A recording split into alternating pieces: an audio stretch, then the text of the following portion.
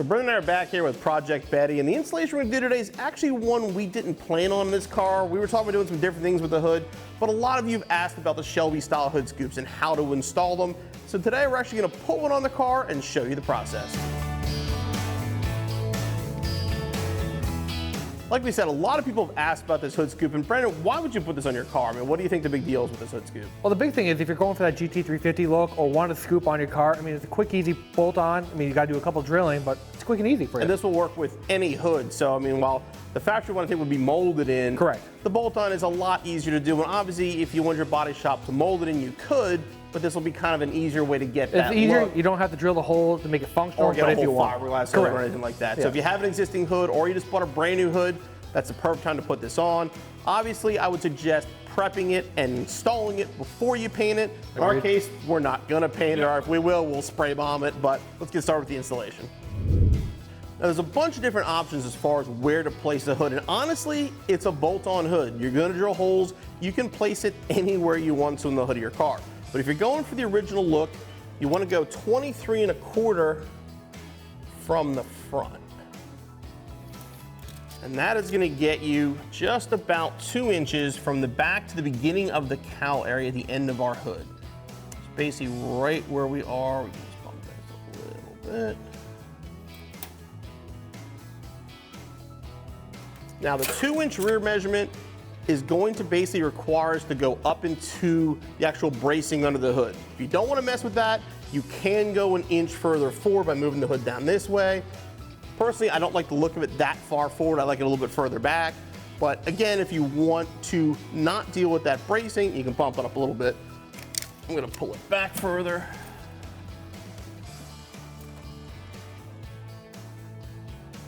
We'll double check our front again.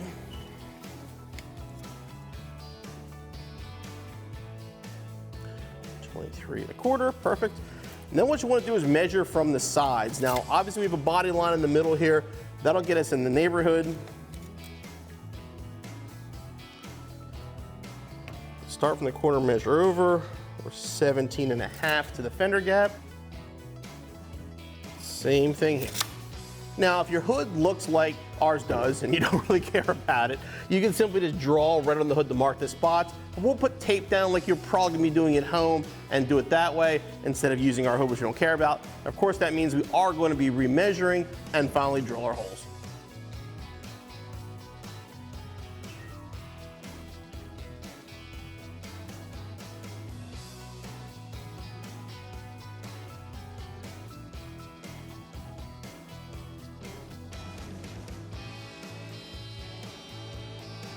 So again, we've measured this 4 times probably now, but it's one of the, you can't measure too many. Everybody says, you know, measure twice, cut once. No, measure 4 or 5 times, especially if you're cutting a hood, especially if it's a painted hood. You want to make sure you get this thing where you want it. So now what we're gonna do, now that we have this in place, is we're actually gonna mark all the holes on the tape with our marker. I actually like to draw a little circle kind of around it. The way I know just drill at the center.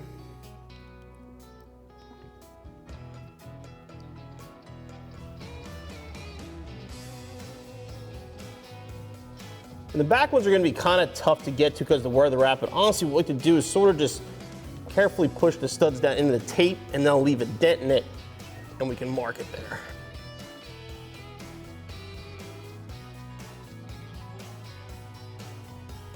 Once you have all your holes marked, don't be worried if they're off a little bit. As long as your measurements are right, you're good. The studs on the fiberglass hood can be off a little bit front to back and side to side. One thing I want to mention too, as we're about ready to drill our holes, is our hood scoop does not include the actual mounting hardware. The studs are in the fiberglass, but you'll need 1/4 nuts and some washers for the installation. So Brendan's about to drill the holes out in our hood. 2 things I want to mention here. In our case, we have no engine, so there's nothing to worry about underneath. If you do have an engine underneath, make sure you put a trash bag over it so none of the shavings get down on the engine itself, and be careful of air cleaners or anything else that might be in the area. You may want to remove them before you drill the holes, or lift the hood up and hold it up while you drill.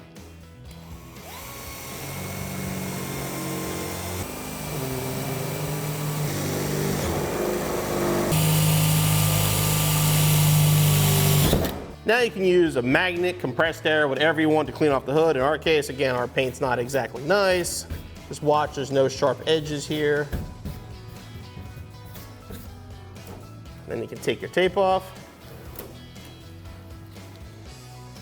So if you do have a nice hood and it's painted, at this point I would get a little bit of either primer or some touch-up paint or whatever. Just put it in these little openings here just to protect against rust in the future. Let's see how close we got.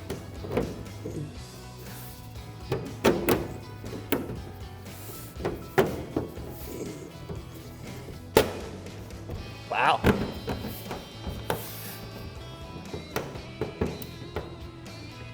Underneath the hood here, and now at this point, we're going to install all of our mounting hardware.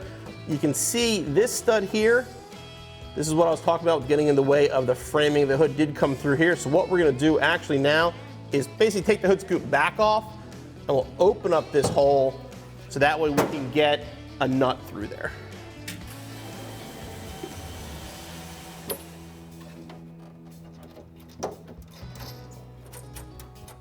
If your hole was off just a little bit and you have to compensate, just use a larger washer, you'll have no issues.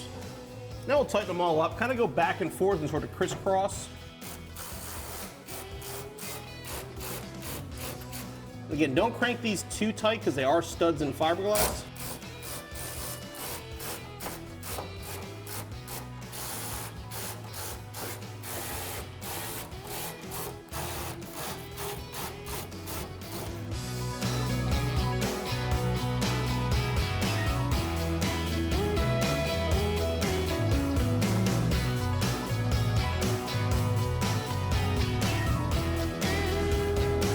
Now, being this is a fiberglass part and every hood's different, sometimes you may have to just kind of buzz it just a little bit.